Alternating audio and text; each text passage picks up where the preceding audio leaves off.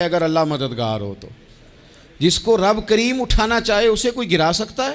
ہم یہ ڈرے ڈرے سہمے پریشان فیصلہ کرنے کی طاقت نہیں، مجھے چلنا چاہیے کہ نہیں، اٹھنا چاہیے کہ نہیں، کرنا چاہیے، اٹھ باندھ کمر کیوں ڈرتا ہے؟ پھر دیکھ خدا کیا کرتا ہے۔ حضرت عبداللہ ابن عباس فرماتے ہیں میرے نبی پاک علیہ السلام نے میری تربیت فرمائی، حضور نے میری تربیت فرمائی، اور محبوب پاک علیہ السلام نے فرمایا عبداللہ یاد رکھنا، یہ نوجوان دوست میری بات لکھ لیں، پریشان لوگ میری بات لکھ لیں، جن کے پاس قوت فیصلہ نہیں وہ اس بات کو لکھ لیں۔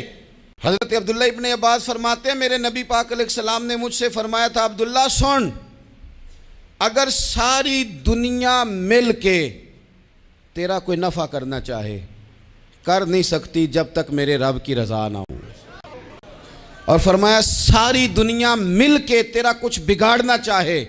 تو عبداللہ بگاڑ نہیں سکتی جب تک رب کریم کی حکمت کا تقاضا نہ ہو۔ لوگوں سے ڈرنا، لوگوں کی طرف دیکھنا، ماحول دیکھ کے اپنے راہ کا تعین کرنا، ہر بندے کے خیالات کے مطابق ڈھلنے کی کوشش کرنا، فلانا نہ ناراض ہو جائے، فلانا نہ ناراض ہو جائے، وہ جس نے ہونا ہو جائے، بس رب رسول ناراض نہ ہو۔ اپنی زندگی میں اپنے مالک کو مولا جان کے، بل اللہ مولاکم، اللہ تمہارا مولا ہے، وَهُوَ خَيْرُ النَّاصِرِينَ، وہ بہترین مددگار ہے، توجہ جب بھی کریں جانب کریں، اپنے دل کا قبلہ درست رکھیں، سوچوں کے زاویے سیدھے رکھیں۔ میرے بھائی مالک جب بندوبست کر دے نا، جب مالک بندوبست کر دے پھر ایسا بندوبست کرتا ہے کہ لوگوں کے پاس نا چارہ نہیں رہتا۔ حضرت مریم رضی اللہ تعالی عنہا پاک باز تھی، مسجد میں رہی تھی، پر کی حکمت کے تقاضے بڑے عجیب ہیں نا۔ پھر جناب مریم کو اللہ تعالیٰ نے بغیر شوہر کے اولاد عطا کر دی۔ یہ بات ہی ایسی تھی، وہ کسی نے کہا تھا کہ مخلوق تو فنکار ہے اس درجہ کے پل بھر میں سنگے در کعبہ سے بھی اصنام تراشے، تم کون ہو کیا چیز ہے داغ کبابی، لوگوں نے تو مریم پہ بھی الزام تراشے۔ تو لوگوں نے کہا کدھر سے لے آئی بچہ، تیرا باپ تو ایسا نہیں تھا، کہاں سے لے آئی؟ اللہ کرے میں آپ کو سمجھا سکوں، ذرا اپنے آپ کو وہاں کھڑا کریں کہ ایک پاک باز عورت، پاک باپ کی بیٹی، طیب ماں کی بیٹی،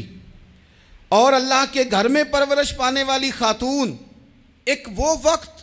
اور ایک یہ وقت کہ اس عورت کو کٹہرے میں کھڑا کر کے پوچھا جا رہا ہے کہ معاذ اللہ تیری گود میں بچہ جائز نہیں ہے، کہاں سے لائی ہے؟ اب خود سے صفائیاں بندہ کتنی کو دے، کتنی کو وضاحتیں کرے۔ اور میں نے تو اپنی زندگی میں دیکھا ہے زیادہ وضاحت دینے والے کو بھی لوگ جھوٹا سمجھنے لگ جاتے ہیں، زیادہ وضاحت دینے پر بھی لوگ کمزور اظہار سمجھتے ہیں کہ کمزور پڑ گیا ہے۔ آپ صلح کی کوشش کرتے ہیں، سامنے والا بزدل سمجھ لیتا ہے، زیادہ وضاحتیں بھی کمزور کر دیتی ہیں۔ اب حضرت مریم کو کٹہرے میں کھڑا کر کے کہا بچہ کس کا ہے؟ تو پھر خدا بندوبست جب کرے، اللہ جب مدد کرو، تو پھر حضرت مریم کی گواہی درختوں سے نہیں دلوائی، اس نے پتوں سے نہیں دلوائی، پھر فرشتے نہیں بھیجے۔ حضرت مریم کہنے لگی مجھ سے نہ پوچھو، وہ جو پنگوڑے میں ہے اسی سے پوچھ لو، ان سے پوچھو نا، وہ کون ہے پوچھ لو، ان سے کر لو سوال۔ انہوں نے کہا پنگوڑے میں چند دنوں کا بچہ یہ جواب دے گا؟ مددگار تھا رب،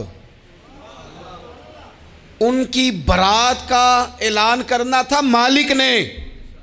اور جب مالک اعلان کر دے، جب مالک تیری صفائی دینا چاہے، جب مالک تجھے دنیا کے سامنے نکھارنا چاہے، تو پنگوڑے میں لیٹے حضرت عیسیٰ بول کے کہنے لگے انی عبداللہ آتانی الکتاب، فرمایا میں اللہ کا بندہ ہوں، رب نے مجھے کتاب عطا کر کے نبی بنا کے دنیا میں بھیجا ہے، میں اللہ کا بندہ ہوں، کتاب لے کے نبی بن کے آیا ہوں۔ پھر پنگوڑے سے اعلان ہو گیا، پھر بچہ بول پڑا، اور یہ ایک دفعہ نہیں بات ہوئی، یہ بنی اسرائیل میں ایک جریج نام کے شخص بھی تھے جو نماز پڑھ رہے تھے، بعض نے لکھا ہے نفل نماز تھی، اماں نے پکارا تو آئے نہیں، تو ماں کے منہ سے نکل گیا تو اتنی دیر تک مرے گا نہیں جب تک کسی بے حیا عورت کا منہ نہ دیکھ لے۔ تو وہ عبادت گزار تھے، لیکن لوگوں نے ان کی عبادت، ریاضت، پرہیزگاری کو نہیں دیکھا، بس ایک عورت کو بھیج کے الزام لگوا دیا، وہ عورت آیا جایا کرتی تھی، اب آ جاتی ہیں عورتیں، مسئلہ پوچھنے کی نیت سے بھی آ جاتی ہیں۔ ماحول میں کچھ جگہ ایسی بھی ہیں جہاں عورتیں دم کرانے کے بہانے آ جاتی ہیں۔ وہ خاتون آتی جاتی تھی اس خانقاہ پہ، آستانے پہ، یہ بخاری میں موجود ہے، پھر اس نے کہا میری گود میں جو بچہ ہے یہ انہی کا ہے۔ مجھے بتائیں کیسے بندہ وضاحت دے؟ حالات خراب ہو گئے، لوگ کٹیا جلانے لگے، ماحول اور طرح کا بن گیا۔ میرے نبی پاک علیہ الصلوۃ والسلام فرماتے ہیں پھر اس رب کے بندے نے کہا مالک تو کریم ہے، تیری مشیت کا تقاضا آیا جو میری ماں نے جملے بولے تھے، پر اب میں وضاحت دینے کے قابل نہیں رہا، اب تو ہی کرم کرے گا تو دروازہ کھلے۔ تو وہ چند دنوں کا بچہ پنگوڑے میں بول کے کہنے لگا میں اس درویش کا نہیں، میں تو فلانے چرواہے کا بچہ ہوں، وہ جو بکریاں چراتا ہے۔ رب کی مدد کو پکاریں، اپنے ساتھ اپنے مالک کی مدد کو شامل کریں، تھوڑے رزق پر بھی گزارا اچھا ہونے لگ جائے گا۔ سارے لوگ آپ کو گرانے کی تدبیریں کر رہے ہوں گے اور مالک آپ کو عزتیں عطا فرما دے گا، اس کی بارگاہ سے حکمت کا تقاضا اور ہو جائے گا۔ ہم نے ساری زندگی لوگوں کو راضی کرنے میں گزار دی،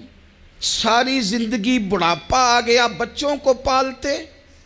اور بچوں نے آخری عمر میں کہہ دیا ابا اگر کوئی ڈھب کا کام کر لیتے تو آج ہمارے دن بھی پھر نہ جاتے۔ ساری زندگی گزار دی بہن بھائیوں کو راضی کرنے میں، ساری زندگی گزار دی ذمہ داریاں اٹھانے میں، ان کو 99 دفعہ دیا، ایک دفعہ نہیں دیا تو انہوں نے کہہ دیا تو نے تو کبھی دیا ہی نہیں، تو تھا ہی نہیں۔ ساری زندگی محلے داروں علاقے والوں کو راضی کرنے میں گزار دی، اور میں نے ایسے لوگ بھی دیکھے دین کے لیے وقت گزارا، لیکن جب بڑھاپے میں دانت کام نہ کرتے تھے تو وقت کے مفتیوں کو بھی مسجدوں کی کمیٹیوں نے کہہ دیا اب آپ کی سمجھ نہیں آتی، ہم نے خطیب کو یور رکھنا ہے، نہ دیکھو دنیا کی طرف، دنیا رلا دیتی ہے، نہ راضی کرو بندوں کو، بندے تھکا دیتے ہیں، نہ پیچھے بھاگو ہر وقت دنیا داروں کے، یہ انسان کو کمزور کر دیتے ہیں، وہ تو کریم ہی بڑا ہے، 2 آنسو زمین پر بعد میں گرتے ہیں، بندے کے گناہ سارے پہلے معاف فرما دیتا ہے۔ اللہ کی مدد کا حصول، اپنے مالک کی مدد کی طرف بڑھنا، آپ کو بدر کی جنگ بھی یہی درس دے گی، آپ کو احد کا میدان بھی یہی سبق دے گا، فتح مکہ بھی یہی سبق دے گا۔ میرے دوستو جب رب مدد فرمائے، جب اللہ مددگار بنے، دوستوں سے ایک بات اکثر کرتا ہوں، میں کہتا ہوں کہ جتنے آپ امیر کو اپنی کہانی سناتے ہیں نا، اور جس طرح آپ کے آنسو بات کرنے سے پہلے گر جاتے ہیں کہ غریب ہیں، بچیاں ہیں، کاروبار نہیں، او میرے سنگیو، اس سے آدھے آنسو اپنے رب کی بارگاہ میں بکھیرو، اس کے حضور عرض گزار ہو جاؤ، اس سے طلب کرو۔ ایک وقت انسان پر زندگی میں ایسا آتا ہے کہ اسے یوں محسوس ہوتا ہے کہ میرا سایہ بھی ذرا سا پیچھے ہٹ گیا ہے، اسے یوں لگتا ہے کہ میں کسی سہارے پہ ہاتھ ڈالتا ہوں تو وہ بھاگ جاتا ہے مجھ سے، لیکن مالک کی بارگاہ ایسی عظیم بارگاہ ہے، رب رسول کے آستانے اتنے بڑے ہیں کہ آپ جب وہاں کشکول طلب دراز کرتے ہیں تو جھولی پھیلانے میں دیر لگتی ہے، ان کو بھرنے میں تو کوئی دیر نہیں لگتی۔ ہم نے اپنا سوچ کا قبلہ ہی دنیا کو بنا لیا ہے۔ یہ جو اللہ والوں کی مدد ہے یہ تو اللہ ہی کی مدد ہے، لیکن یہ جو سیٹھوں کی طرف توجہ کرنا، نوابوں کی طرف توجہ کرنا، دنیا داروں کی طرف توجہ کرنا، اور اپنا مزاج اس طرح کا بنا لینا، یارو گردن کو جھکا دیتا ہے خیرات کا پتھر، جہاں میں مانگنے والوں کے سر کبھی اونچے نہیں ہوتے۔ اور اقبال کہتے ہیں غیرت ہے بڑی چیز جہان تگ و دو میں، پہناتی ہے یہ فقر کو تاج سردارا۔ میں عرض کروں گا کہ اپنی آپ جب توجہ کا قبلہ اللہ رسول کو بنائیں گے تو رب فرماتے ہیں وَيَرْزُقْهُ مِنْ حَيْثُ لَا يَحْتَسِبُ، میں نہ تجھے وہاں سے رزق دوں گا جہاں سے کبھی تیرا گمان بھی نہیں گیا ہوگا کہ یہاں سے بھی مل سکتا ہے، تو نے سوچا بھی نہیں ہوگا۔ بخاری شریف میں حدیث ہے، حضرت جابر ابن عبداللہ فرماتے ہیں نبی پاک صلی اللہ علیہ وسلم نے 300 لوگوں کا ایک لشکر روانہ کیا کسی مہم کے لیے، کسی جہاد کے لیے۔ حضرت ابو عبیدہ بن جراح رضی اللہ تعالیٰ عنہ امیر لشکر تھے۔ فرماتے ہیں غربت اتنی زیادہ تھی، بھوک اتنی زیادہ تھی کہ ایک ایک کھجور دن میں ایک وقت کھانے کو ملتی تھی، اور کچھ دن ایسے آئے کہ اب کھجور بھی نہیں مل رہی۔ فرماتے ہیں اتنی زیادہ بھوک لگی مجاہدین کو، 300 بندہ پتے کھا کے گزارا ہونے لگ گیا۔ یہ بخاری میں موجود ہے۔